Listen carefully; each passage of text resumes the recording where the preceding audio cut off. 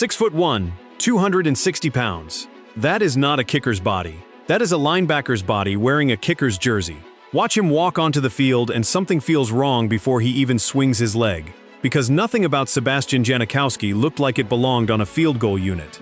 Then he kicks the ball, and it doesn't arc so much as it disappears. 76 yards. That is not a typo. That is the actual distance a real NFL coach once trusted him to attempt, live, in a real game, with the outcome on the line.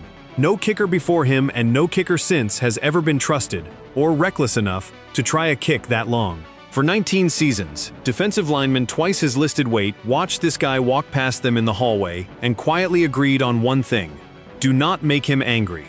This is the story of the most brutal leg the NFL has ever employed, and the man who owned it. A Polish immigrant who barely spoke English. A kid who nearly went to prison before he played a single professional down. A player who spent almost 2 decades turning the loneliest position in football into the most feared one on the field. This is Sebastian Janikowski. This is Seabass. Sebastian Paweł Janikowski was born on March 2, 1978, in Wałbrzych, Poland, the only child of Henryk and Halina Janikowski. His father Henryk had been a professional soccer player, and in the early 1980s, Henryk left for the United States chasing one more shot at his career. The marriage didn't survive the distance. Henryk and Halina divorced, and young Sebastian stayed behind in Poland with his mother. Left mostly to his own devices, he turned to the sport his father had played, and he was good. Genuinely good. Good enough that by the age of 15, Sebastian Janikowski had earned a spot on Poland's under-17 national soccer team. Then his father remarried, this time to an American citizen, and that single legal detail changed the entire trajectory of Janikowski's life. Because it meant Sebastian could now legally immigrate to the United States. He arrived speaking almost no English. He learned the language through a 3-week night class and, by his own account, by sitting in front of the television. He landed first in Orlando, playing for a youth soccer club called the Orlando Lions, under a coach named Angelo Rossi. Rossi also happened to coach soccer at Seabreeze High School in Daytona Beach, and he convinced Janikowski's father that Sebastian would be better off enrolling there. Henryk agreed but wouldn't relocate, so the teenager moved in with Rossi's family instead. A kid from Poland, living with his soccer coach in a beach town he had barely heard of a year earlier. It was at Seabreeze in his senior year that Janikowski picked up an American football for essentially the first time, recruited onto the football team purely because of what his leg could already do. The results were almost immediate and almost absurd. He drilled 4 field goals of 50-plus yards that season. One of them traveled 60 yards, which at the time ranked as the 3rd longest field goal in Florida high school history. In practice, with no defender within a mile of him, he reportedly boomed a kick an estimated 82 yards. USA Today named him a high school All-American in 1996. Major college programs came calling for a teenager who had been kicking an actual American football for less than 12 months. And out of every offer, he chose Florida State. At Florida State, under legendary head coach Bobby Bowden, Janikowski didn't just kick footballs. He became a weapon opposing coaches had to build entire game plans around. Bowden later joked that he sometimes wondered how many more national championships the Seminoles could have won if they'd had Janikowski on the roster for his whole coaching career instead of just 3 seasons. It didn't take long for his own teammates to give him a permanent nickname either. Sebastian Janikowski was simply too many syllables to yell across a locker room, so somewhere along the way it got shortened to something that stuck with him for the rest of his life: Seabass. Over 3 seasons at Florida State, from 1997 through 1999, Janikowski scored 324 points, still the 3rd most in school history. He connected on roughly 76% of his field goal attempts for his college career, a number that looked even more impressive once you saw what he was doing on kickoffs. He booted the ball through the end zone uprights so often that stadium video boards would occasionally flash a field goal graphic out of habit, even though it was just a routine kickoff. In 1998, he won the Lou Groza Award, given annually to the top place kicker in college football. Then he won it again in 1999, becoming the first and to this day the only player in the award's history to win it in back-to-back seasons. That same junior year, he set the Florida State record for field goals made in a single game, connecting on 5 against North Carolina State. But Janikowski's time at Florida State wasn't only trophies. Off the field, he was getting into real trouble. In August of 1998, he was charged after a fight outside a bar in Tallahassee. Later that same year, another altercation at a bar led to a battery charge. The talent was undeniable. So was the chaos following him around campus. Despite all of it, in 1999, Florida State went undefeated and earned a spot in the national championship game, the Sugar Bowl, against a Virginia Tech team led by a dazzling young quarterback named Michael Vick. Janikowski went a perfect 5 for 5 on extra points that night and added a 32-yard field goal as the Seminoles pulled away for a 46-29 win and the national title. It was, in hindsight, the perfect way to close out his college career, because right before that game, Janikowski had already decided to leave Florida State early. He declared for the NFL draft after just 3 seasons, foregoing his final year of eligibility. His reasoning was deeply personal. He wanted to start earning money as fast as possible so he could bring his mother over from Poland to live in the United States. Before Janikowski ever played a professional snap, his path to the NFL nearly fell apart completely. In January of 2000, ahead of the draft, he was arrested in Tallahassee on an alleged bribery charge. He was acquitted. Just 8 days after that acquittal, he was arrested again, this time alongside 2 friends, on suspicion of felony possession of the drug GHB, a charge serious enough that a conviction could have meant prison time or even deportation back to Poland. He was ultimately acquitted of that charge too, in April of 2001, but the damage to his draft stock and to his reputation was already done in the eyes of plenty of NFL evaluators. And yet on draft night, the Oakland Raiders didn't blink. Then head coach John Gruden reportedly wanted to use the pick on a running back, Alabama's Shaun Alexander. Team owner Al Davis overruled him.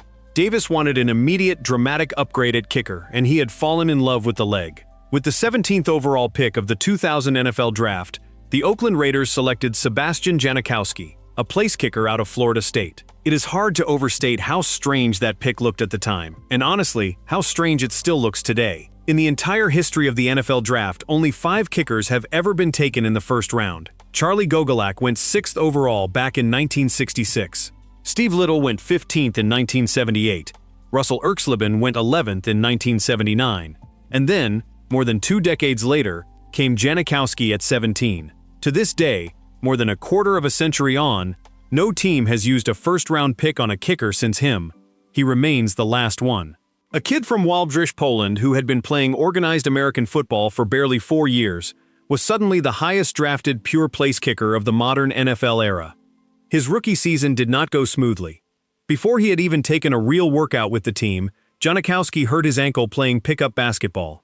Once the season began, the struggles kept coming. He missed 10 of his first 32 field goal attempts, converting at just 68.8%, a lower rate than the kicker Oakland had drafted him specifically to replace. A skin infection called cellulitis cost him 2 games. He missed curfew before a game against the Saints, and John Gruden fined him his entire game check as punishment. Janikowski later admitted just how overwhelmed he felt that year. "It was rough, the whole season," he said. "I was nervous as hell." Still, even in a shaky rookie campaign, he made all 46 of his extra point attempts, and the Raiders finished 12-4, good enough to reach the playoffs. The doubts about Oakland's shocking first-round gamble were only just beginning. So, quietly, was one of the most productive kicking careers the league had ever seen. In 2001, everything sharpened. Janikowski's field goal percentage jumped to 82.1%, and Oakland went 10-6, advancing to the playoffs again before falling in the divisional round in the infamous tuck rule game against a young quarterback named Tom Brady. By 2002, Janikowski had become one of the most reliable weapons on a Raiders team that finally broke through, riding all the way to Super Bowl 37. He opened the scoring in that game with a first-quarter field goal, giving Oakland a brief 3-0 lead. It would be the only lead the Raiders held all night. Tampa Bay, coached ironically by John Gruden himself after his own departure from Oakland, dismantled the Raiders 48-21. It remains, to this day, the only Super Bowl appearance of Janikowski's entire 19-year career. His off-field reputation in those early Oakland years was every bit as wild as his leg was powerful. He was known around the league for hard-partying nights out with teammates, and at one point needed stitches after passing out and cutting his face at a nightclub. It would take years, a DUI charge along the way, and eventually marriage and fatherhood before the league started calling him something closer to a professional than a wild card. The following season, on October 16, 2003, he tied an NFL record by kicking 4 field goals in a single quarter. His leg kept getting stronger, and so did his price tag. After the 2004 season, the Raiders signed him to a 5-year, $10.5 million extension, making him, at the time, the highest-paid kicker in NFL history. He would go on to reclaim that title more than once over the rest of his career. By 2007, Janikowski's reputation as the league's biggest cannon was already well established, and coaches started testing exactly how far that cannon could reach. On November 4, 2007, on a windless afternoon in Oakland, he lined up to attempt a 64-yard field goal right before halftime against the Houston Texans, a kick that would have broken the all-time NFL record. The ball clanged off the right upright and bounced back onto the field. So close. Not quite. But it was a warning shot for what was coming, because Sebastian Janikowski was not just chasing the record. He was about to attempt something no kicker in league history had ever dared to try. On September 28, 2008, in a game against the San Diego Chargers with only a couple of seconds left before halftime, Raiders head coach Lane Kiffin made one of the most audacious calls in NFL history. Instead of letting quarterback Jamarcus Russell throw a Hail Mary, Kiffin sent Janikowski out to attempt a field goal from his own 34-yard line. 76 yards. Not a typo. The kick sailed well right of the uprights and landed roughly 10 to 11 yards short of even reaching the end zone. But the sheer fact that any human being on earth was trusted to try it tells you everything about the reputation Janikowski had built by that point in his career. To this day, that 76-yard attempt remains the longest field goal attempt in recorded NFL history. 2 days after that call, Al Davis fired Lane Kiffin. Janikowski, somehow, kept right on kicking. Just 3 weeks later, on October 19, 2008, he drilled a 57-yard field goal in overtime to beat the New York Jets 16-13, a kick that still stands today as the longest overtime field goal in NFL history. On December 27, 2009, he broke his own team record again with a 61-yard field goal against the Cleveland Browns right before halftime. On January 3, 2010, he reached the 1,000-point mark for his career with a 39-yard field goal against the Baltimore Ravens. On December 26, 2010, he added a 59-yard field goal against the Indianapolis Colts, becoming just the second player in NFL history, after Morton Anderson, to hit multiple field goals from 59 yards or beyond. That same 2010 season, he made 33 field goals, the highest single-season total of his entire career, and was named a Pro Bowl alternate. By this point, opposing coaches had stopped being surprised by any of it. They had simply started praying he would stay out of field goal range. Then came 2011, the single most electric year of Sebastian Janikowski's career. On September 12, 2011, in a driving rainstorm on Monday Night Football against the Denver Broncos, Janikowski lined up just before halftime for a 63-yard attempt. The kick was low. It barely crept over the crossbar.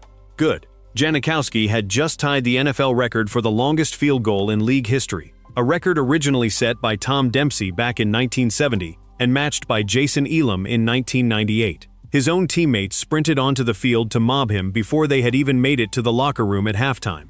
Janikowski wasn't finished making headlines that season. On November 27, 2011, against the Chicago Bears, he made 6 field goals in a single game, from 40, 47, 42, 19, 37, and 44 yards out, breaking the franchise record for field goals made in one game. Then, on December 18, 2011, against the Detroit Lions, he lined up for a potential game-winning 65-yard attempt, a kick that would have broken his own tied record outright. It never had the chance. Detroit's Ndamukong Suh got a hand on it, blocking the kick and ending the game right there. It was a brutal, humbling reminder that even the strongest leg in football wasn't unstoppable. Still, the 2011 season stands as the best of Janikowski's career on paper. He converted 31 of 35 field goal attempts and all 36 of his extra points. For the first and only time in 19 NFL seasons, Sebastian Janikowski was named to the Pro Bowl.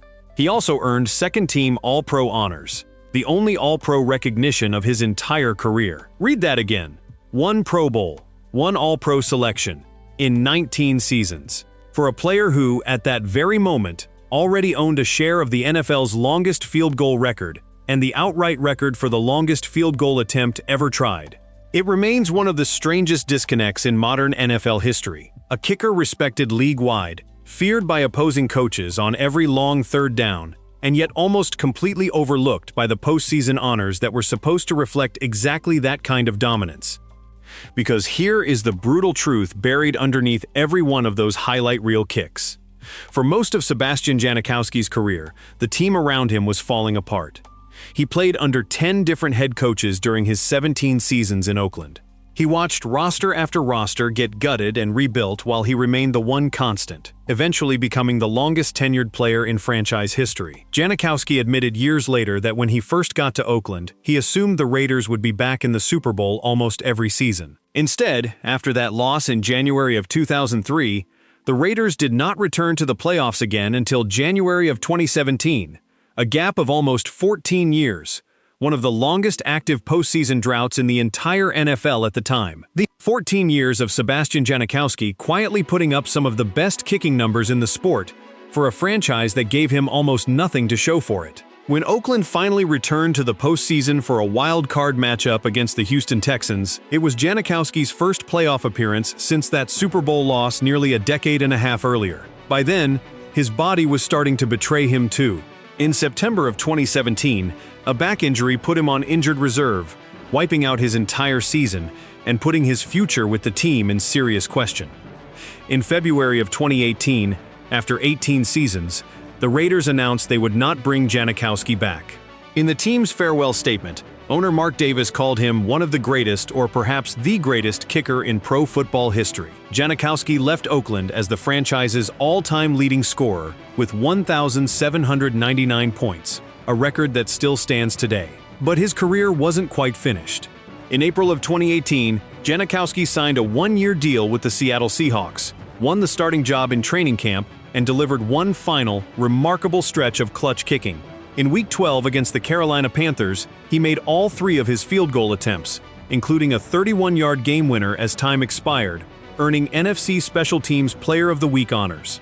He hit game-winning field goals in both matchups against the Arizona Cardinals that same season. 3 game winners as time expired at 40 years old in what everyone suspected would be his final NFL season. On January 5, 2019, in the wild card round against the Dallas Cowboys, Janikowski lined up for a 57-yard field goal attempt. He missed it, and in the process, injured his hamstring on that same kick. It would be the final play of his professional football career. On April 28, 2019, Sebastian Janikowski officially announced his retirement, 19 years almost to the day after the Raiders had shocked the football world by drafting him. Away from the field, the wild-eyed kid who once needed stitches after a night out had long since settled down. He married his wife Lori in 2008, and the couple raised 3 daughters together, twin girls named Mila and Vi, born in 2012, and a younger daughter named Vada, born in 2016. The same man opposing coaches once feared from 50 yards out spent his post-football mornings doing school drop-offs. The final numbers are almost hard to believe. 284 career games played, the 16th most in NFL history, 542 field goals attempted, 436 made, both inside the top 10 all-time. A career field goal percentage of 80.4% and an extra point percentage of 98.5%. 1,913 total career points, the 10th most of any player ever to play the game. And when he walked away in 2019, Sebastian Janikowski left the sport as the NFL's all-time leader in field goals made from 50 yards or beyond, with 58 of them. He still holds the record for the longest field goal attempt ever tried in an NFL game, that jaw-dropping 76-yarder from 2008. He still holds the record for the longest overtime field goal in league history. He never won a Super Bowl. He was never elected to the Pro Football Hall of Fame. He made exactly 1 Pro Bowl and earned exactly 1 All-Pro selection across 19 professional seasons, numbers that feel almost insulting once you line them up against everything else he accomplished. But ask anyone who ever stood across from him on a football field. Ask anyone who ever had to account for the fact that no lead, at no yard line, was ever fully safe with Sebastian Janikowski warming up on the sideline, and they will all tell you the same thing. There has never been a leg quite like his. There has never been a kicker built like him, feared like him, or trusted with distances like his. He came from a small city in Poland with almost no English and no football background whatsoever, and he left the NFL as the most brutal, most punishing weapon the position has ever produced.